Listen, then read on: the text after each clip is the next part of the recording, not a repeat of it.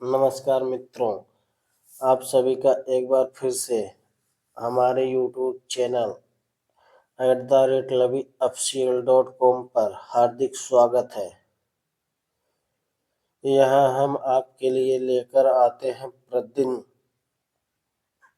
ऐसी प्रेरणादायक पौराणिक रहस्यमय कहानियाँ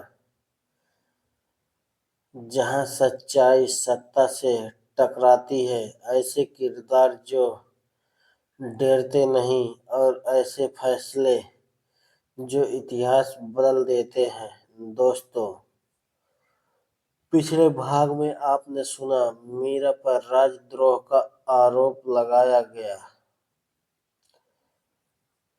राज दरबार में उसकी आवाज को विद्रोह बताया गया। आज फैसला होगा तो सच जीतेगा या सत्ता फिर से अंधी साबित होगी। तो चलिए कहानी को आगे बढ़ाते हैं मित्रों। दरबार में मुकदमा। सूर्यगढ़ का दरबार आज पहले से अधिक भारी लग रहा था। मखमली कालीनों पर सन्नाटा पसरा था। बीच दरबार में खड़ी थी मीरा। सिर झुका नहीं था, आंखों में भय नहीं था।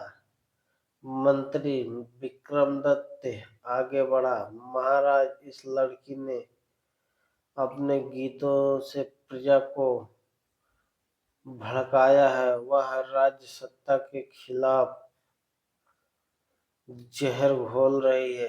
दरबारियों ने हामी भरी। राजकुमार आर्यवर्धन ने शांत स्वर में पूछा, सबूत?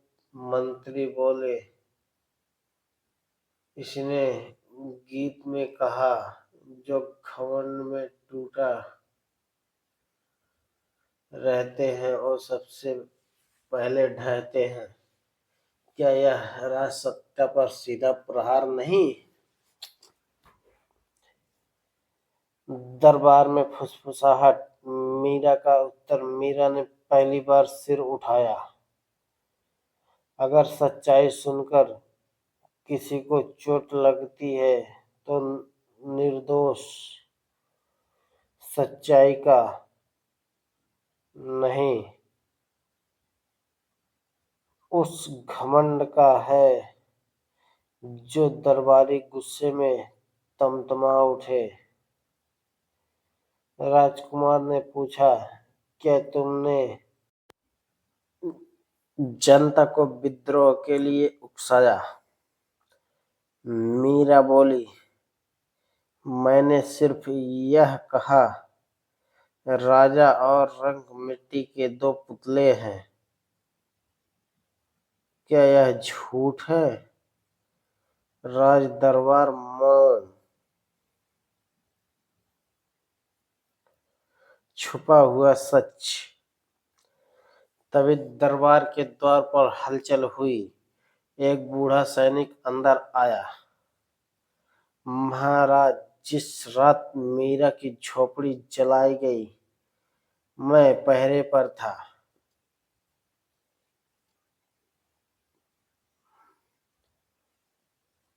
पूरा दरबार चौंक गया।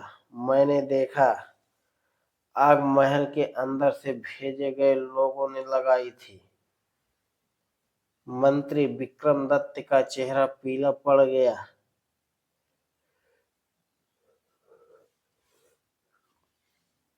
झूठ, यह सैनिक झूठ बोल रहा है। सैनिक बोला, मेरे पास पहचान है।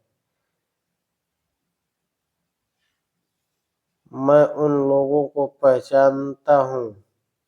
वे मंत्री के निजी पहरेदार थे। दरबारी में सन्नाटा छा गया। राजकुमार का पहला निर्णय। राजकुमार धीरे धीरे सिंहासन से उठे। उनकी आंखों में पहली बार क्रोध था, पर वह घमंड का नहीं, न्याय का था। विक्रमादित्य, मंत्री कांप गया। क्या यह सत्य है? वह चुप रहा। चुप्पी ही स्वीकारोक्ति थी। राजकुमार ने ऊंचे स्वर में कहा,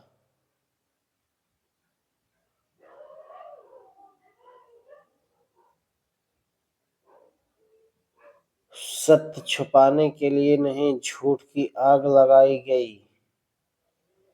यह राज्यद्रोह है। सैनिकों ने मंत्री को पकड़ लिया। दरबार में हलचल मच गई। बदलाव की शुरुआत। राजकुमार ने मीरा की ओर देखा और कहा, आज से सूर्यगढ़ में कोई भी सत्य बोलने के लिए दंडित नहीं होगा, चाहे वह सत्य मेरे विरुद्ध ही क्यों न हो।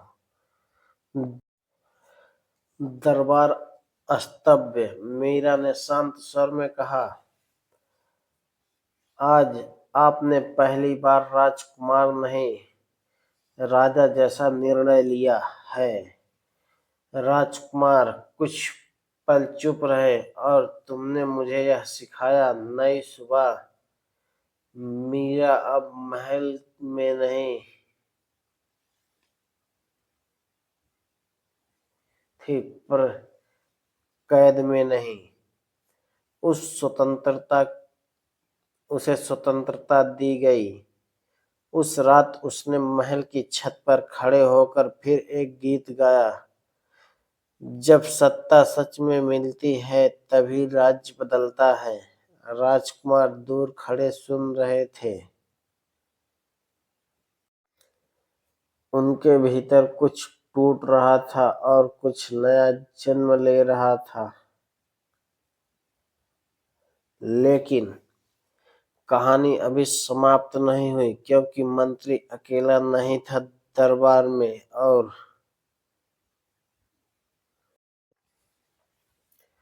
वे अब बड़ी साजिश रचने वाले थे। भाग 5 में राज्य में विद्रोह की आहट, राजकुमार का सबसे कठिन निर्णय और मीरा का त्याग सुनने को मिलेगा। धन्यवाद मित्रों। यह कहानी कैसी लगी कमेंट बॉक्स में जरूर बताएं। हमारे चैनल @lovyofficial.com को सब्सक्राइब जरूर करें, जहां हम प्रतिदिन लेकर आते हैं